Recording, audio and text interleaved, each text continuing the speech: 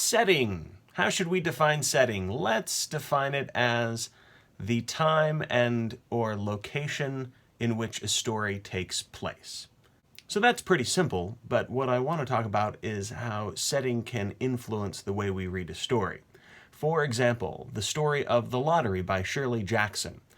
It was written in 1948, and yet when many of my students read The Lottery, they imagine the setting is, sometimes they think it's the 1600s or the 1700s.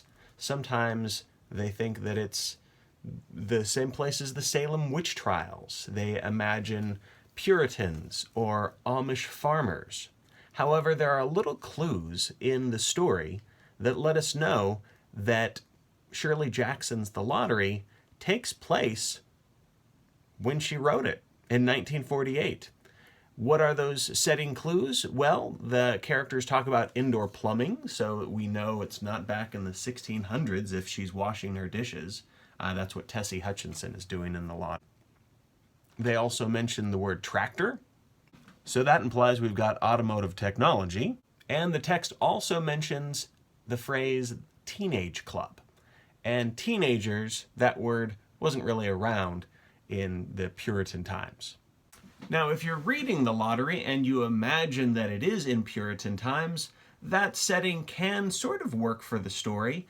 However, and this is a spoiler alert, because The Lottery ends with someone being stoned to death, that's very barbaric. And that's why many students imagine that, oh, this took place hundreds and hundreds of years ago when they did that sort of thing.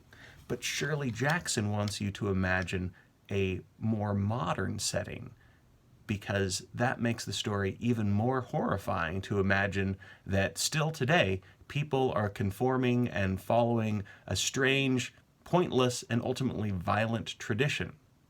If this video was helpful for you, like and subscribe, and there will be more definition videos coming soon to help you with your elements of fiction.